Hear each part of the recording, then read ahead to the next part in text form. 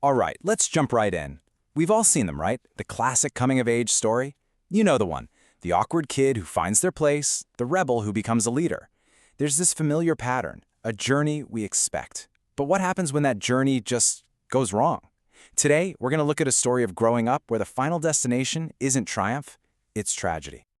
I mean, think about it for a second. When a hero starts out as a kid and ends up an adult, what do we expect them to have gained? Confidence, maybe? Independence? A clear idea of their place in the world?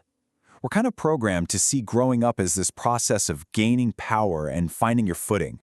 You know, there's actually a pretty fancy term for this, the Bildungsroman. It's German, and it literally translates to a novel of formation or a novel of education. It's basically the literary blueprint for that hero's journey, from the innocence of youth to the experience of adulthood. And this is where our story gets really interesting. On the left, you've got the classic Western model. The hero ends up mature, independent, a part of society. But on the right, well, that's the journey of Swami, the hero of R.K. Narayan's classic Swami and Friends. His path? It leads straight to disillusionment, isolation, and leaves him just bruised by the world. So, the big question is, why? Okay, first things first, let's meet our guy. Swami is a young boy living in the fictional town of Malgudi, back when India was under British colonial rule. And at the start of his story, his life is one of absolute, totally protected innocence. So his story follows that classic three-stage structure of a Bildungsroman, but with a huge twist. Instead of being a journey of gain, every single step for Swami is actually a stage of loss. We start in a state of innocence, move through a pretty painful ordeal, and end with the complete loss of childhood. Let's break it down. In the beginning, Swami's world is pure fantasy. Seriously, his biggest problems are, homework and dealing with his grandma. He genuinely sees his father as this all-powerful shield against any trouble. He even thinks he can start a world-class cricket team with zero money. He has no real self-awareness. He's completely defined by the small, safe little world around him. But a hero can't stay a kid forever, right? A core part of these stories is that the hero has to clash with the social order. They've got to push back against the world to find their place in it. And Swami, he does this through rebellion. His first real rebellion is a political one. He gets totally swept up in the Indian independence movement. And in this moment of pure passion, he burns his cap because it's made of foreign cloth. Now, it's a clumsy, kind of ill-informed attempt to join an adult cause he doesn't really get, but it's his first real step away from just being obedient.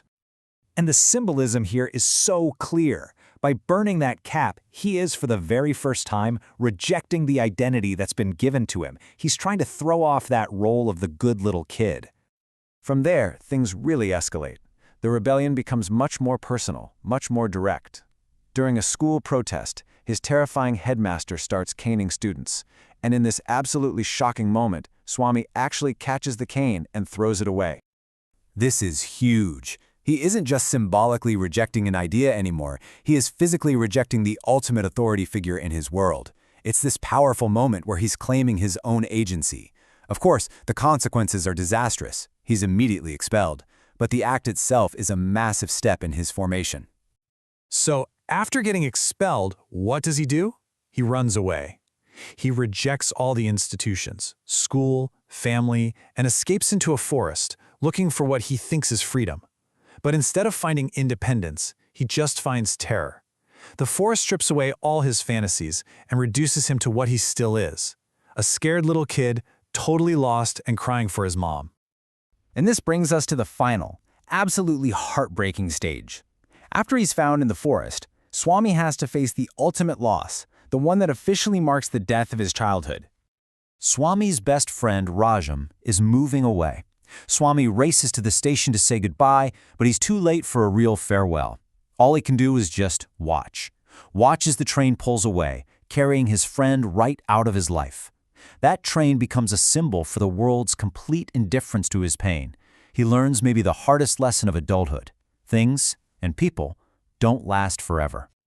So why? Why is his journey so different? Why doesn't he end up being this mature, integrated hero like in a Western story? Well, the answer is all about the setting. This is what's known as a colonial Bildungsroman. In this stunted version of the coming-of-age story, the hero can't really win. I mean, think about it.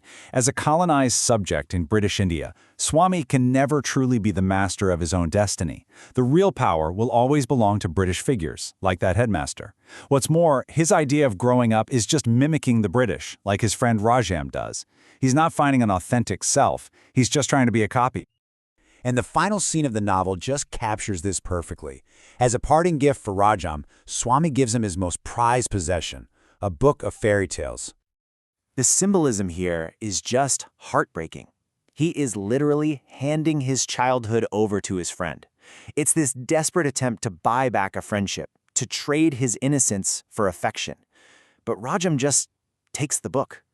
The transaction is completely one-sided. Swami gives up everything and gets absolutely nothing in return. And this, right here, is the definition of a tragic Bildungsroman. Sure, the hero gains experience. Swami definitely learns that society is powerful, friendships can be conditional, and that fantasy doesn't survive reality. But the price for all this knowledge is everything that made him happy, his illusions and his innocence. And that's the final image we're left with. Swami, standing all alone on that train platform. He's not a mature, integrated adult. He's just a boy who has been forced to grow up, only in the sense that he now knows the brutal, painful reality of loss. Ultimately, Swami's story forces us to ask a really difficult question. What does growing up even mean when you're in a world that is fundamentally designed to keep you small? What happens when the path to maturity is a dead end?